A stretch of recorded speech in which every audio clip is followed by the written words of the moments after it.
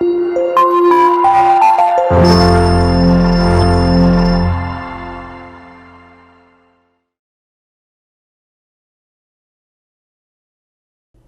बच्चों, कैसे हैं आप? उम्मीद करती हूँ आप बढ़िया और एकदम मज़े में होंगे।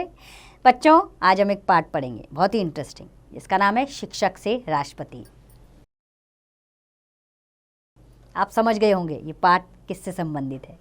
चलिए आइए शुरू करते हैं।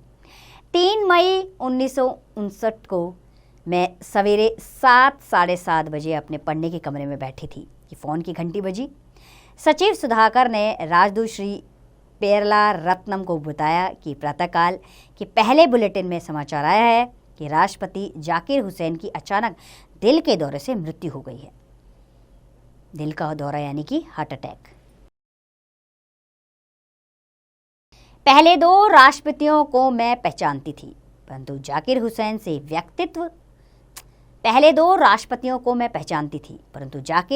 व्यक्तिगत रूप से परिचित थी। उनको मैं तब से जानती थी जब वे बिहार के राज्यपाल पद से निवृत्त होकर भारत के उपराष्ट्रपति पद पर नियुक्त हुए थे।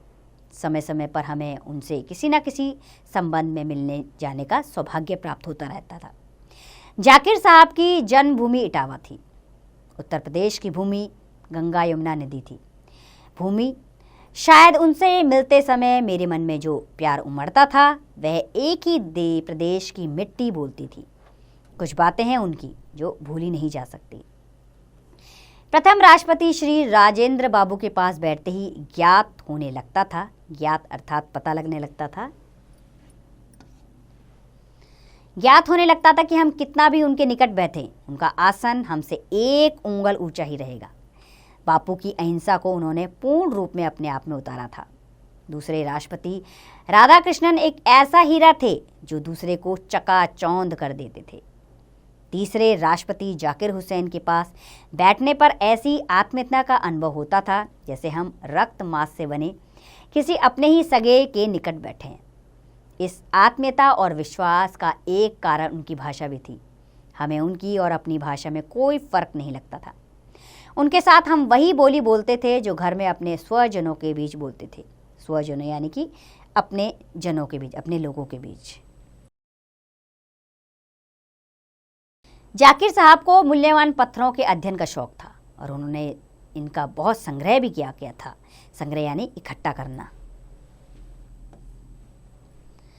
उनके यहाँ दीवारों से समानांतर लगी मेजों पर तरह तरह के पत्थर सजे रहते थे। जाकिर साहब का दूसरा शौक बागवानी था, जो गुलाबों की पहचान में अपनी चरम सीमा तक पहुंच गया था। गुलाब से संबंध नेहरू जी का भी था, परंतु उनका गुलाब उन्हें कोई और लाकर देता था।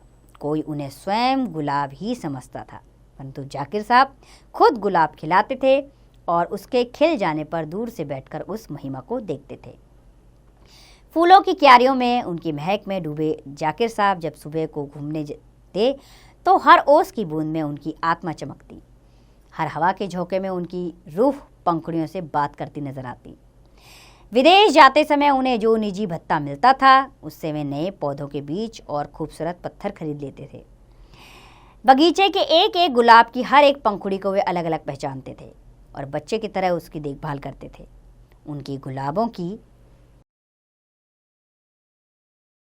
उनके गुलाबों की रखवाली करने वाली एक माली मर गया था, तो अपनी बेगम से उसके बारे में बातें करते हुए वे रो ही पड़े थे। जाकिर साहब ने हिंदी सीखने के लिए अपने सामने गांधी जी का आदर्श रखा था। अपने एक भाषण में उन्होंने कहा था, उन कामों में जो उस महात्मा ने अपनी दूरदृष्टि से हमारे देश के लिए किए, एक हिंदी प्रसार का काम भी था। हिंदी गांधी जी की मातृभाषा नहीं थी, फिर भी उन्होंने उसे इसलिए फैलाना चाहा था कि उनके विचार में 2 बातें साफ थी, जिनमें से एक यह कि देश में जो एकता अंग्रेजी भाषा के द्वारा दिखाई देती है वह उस वक्त तक नहीं चल सकती है जब तक कि थोड़े से लोग पढ़ना लिखना सीखते हैं और उसके जरिए अपनों को औरों से ऊंचा करके उनसे अलग थलग एक विदेशी का जीवन बिताते हैं। जब देश आज़ाद होगा और हर बच्चा लिखना पढ़ना सीखेगा तो वह लिखना पढ़ना विदेशी भाषा में नहीं हो सकता, देश की भिन्न भिन्न भाषाओं में होगा और होना भी चाहिए। गांधी जी ने अलग अलग भाषाएं बोलने वालों को मिलाने के लिए हिंदी जुबान को चुना और फिर इरादा किया कि इसे फैलाएंगे। इरादा यानी फैसला। वे हिंदी अच्छी नहीं बोलते थे, परंतु हिंदी ही बोली और इसके माध्यम से लोगों के दिलों के अंदर बस गए। जाकिर साहब के बारे में कुछ बातें अविस्मरणीय हैं, यानी कि जिन्हें भूला नहीं जा सकता। 13 मई 1967 को राष्ट्रपति का पद संभालते हुए उन्होंने कहा था कि सारा भारत मेरा घर है। मैं सच्ची लगन से इस घर को मजबूत और सुंदर बनाने की कोशिश करूंगा, ताकि मेरे महान देशवासियों का उपयुक्त घर हो, जिसमें इंसाफ और खुशहाली का अपना स्थान हो। उनकी विनम्रता ऐसी थी कि उन्होंने कहा था, मैं स्वीकार करता हूं कि हमारी जनता ने इस उच्चतम पद के लिए निर्वाचित करके मुझ पर जो विश्वास प्रकट किया है, उससे मैं बहुत प्रभावित हुआ हूं। यह भावना इस वजह से और भी प्रबल हो जाती है कि भारत के महान सपूत डॉक्टर राधाकृष्णन के बाद मुझसे इस पद को संभालने के लिए कहा गया। मैं उनके कदमों पर चलने की कोशिश करूंगा, लेकिन उनकी बराबरी कैसे कर सकूंगा। एक और घटना याद आती है।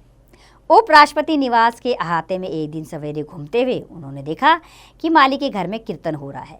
फिर क्या था, टहलते हुए उधर चले गए और सबके साथ एक कोने में दरी पर बैठ गए। जब कुर्सी लाने के लिए कहा गया तो बोले, भगवान के घर में सब बराबर होते हैं, और दरी पर ही बैठे रहे। पटियाला में पंजाबी विश्वविद्यालय में गुरु गोविंद सिंह के संस्थान की नींव रखने को उनसे कहा गया तो बोले, आपने मुझसे इस पवित्र संस्थान की नींव रखने को कहा है। इससे मुझे याद आता है कि अमृतसर में दरबार साहब की नींव डालने के लिए भी एक मुसलमान को ही बुलाया गया था। और यह कहते कहते उनका गला भराया, आंखों से आंसू बहने लगे। बड़े बड़े योद्धा सिख सरदार श्रोताओं की भी उस समय आंखें भर आई। देश के आने वाले बच्चे बापू को भूल न जाएं। इस संबंध में उन्होंने एक बार कहा था, आप आज्ञा दें तो इस अवसर से लाभ उठाकर गांधी जी के संबंध में कुछ आपसे कहूं। संबंध यानी उनके बारे में। उनको जानने और समझने से उनके काम को समझना और उनमें जी जान से लगना जरा सरल हो सकता है। यह इसलिए और भी कहना चाहते थे कि अब दिन पर दिन उन लोगों की संख्या घट रही है जिन्होंने गांधी जी को देखा था, उनके साथ काम किया था, उनके बताए हुए रास्ते पर चले थे। जब वे दुनिया से गए तो ये लोग बच्चे थे, बहुत से पैदा भी नहीं हुए थे।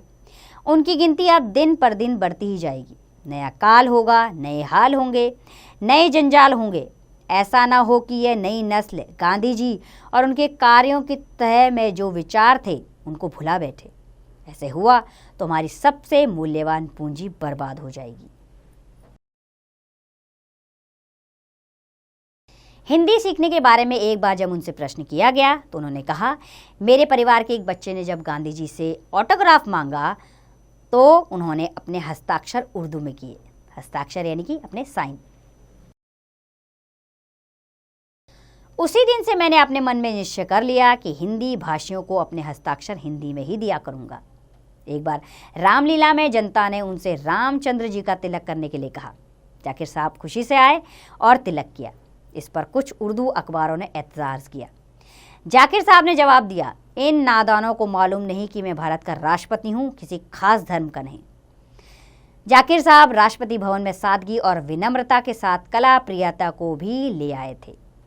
उन्होंने मुगल उद्यान को न केवल सुरक्षित रखा अपितु अपने व्यक्तित्व के वैभव से उसकी वृद्धि भी की। उनके समय में राष्ट्रपति भवन के बगीचों में 400 किस्म के नए गुलाब लगाए गए।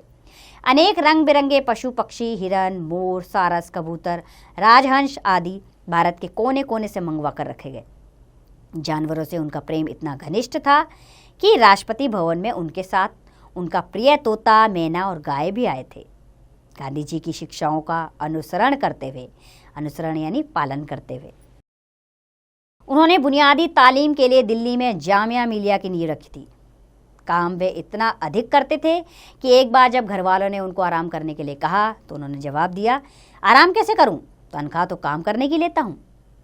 हमारे देश में बहुत बोलने और भाषण देने की जो बीमारी है, इसे वे सख्त नापसंद करते थे। कहते थे, ईश्वर ने बोलने के लिए मुंह एक दिया है और सुनने के लिए कान दो, इसलिए हमें सुनना ज़्यादा चाहिए, बोलना कम। उन्होंने कभी अनावश्यक भाषण नहीं दिया।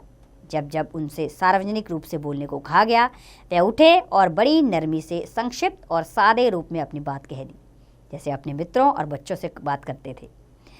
शिक्षा मंत्रियों के एक सम्मेलन में उन्होंने कहा था, ऐसा लगता है आज़ादी के बाद से हम लोगों ने या तो उद्घाटन किए हैं या फिर भाषण दिए हैं। मैंने तय किया है कि अगर मुझसे बन पड़ा तो भविष्य में कोई उद्घाटन नहीं करूँगा। यह मैं जानता हूँ कि आप लोग मुझे छोड़ेंगे नहीं। मुझे तो यह भी डर है कि कहीं आप लोग उद्घाटन कला पर भी कोई सम्मेलन ना कर बैठे और उसका उद्घाटन करने की भी मुझसे कहें। बुद्ध जयंती उद्यान में एक बार वन महोत्सव पर उन्होंने कहा था, पेड़ की सबसे बड़ी विशेषता यही है कि वह चुपचाप खड़ा रहता है और सबको फल और छाया देता है। भारत को आज चुप नेताओं की ज़रूरत है। भारतीय संस्कृति की इस अनूठी हस्ती के धरती से उड़ जाने पर सैकड़ों श्रद्धांजलियां प्रस्तुत की गई। उन सब में आकाशवाणी पर भाई जयदेव सिंह की आंखों देखी श्रद्धांजलि अत्यंत मर्मस्पर्शी है। मर्मस्पर्शी यानी कि मन को छूने वाली। जाकिर साहब का जनाजा जब अपने अंतिम विश्राम स्थल जामिया पहुंचने के लिए कवि रहीम की कब्र के नज़दीक पहुंचा तो उद्घोष को अब्दुल रहीम खान खाना की ये पंक्तियां याद आ गई। जो रहीमन मन हाथ है मनसा कहू किन जाही, जल में जो छाया परी काया भीजत नाही। धरती माँ ने अंत में जाकिर साहब के लिए अपनी गोद खोल दी। जाकिर साहब अपने उन समस्त प्यारे पौधों की खाद बन गए जिनको रोपने सजाने संवारने में उन्होंने अपना सारा जीवन लगा दिया। तो बच्चों, इस कविता का मौलिक ज्ञान यह है कि प्रसिद्ध व्यक्तियों के जीवन से प्रेरणा लेना, वो उनके गुणों को अपने जीवन में उतारना चाहिए। ये हम सबको करना चाहिए और उनके आदर्शों को अपने जीवन में हमें उतारना चाहिए और उसका अनुसरण करना चाहिए। उम्मीद करती हूँ यह पाठ आपको अच्छा लगा होगा। अब इसका अभ्यास कार्य आप स्वयं कीजिए।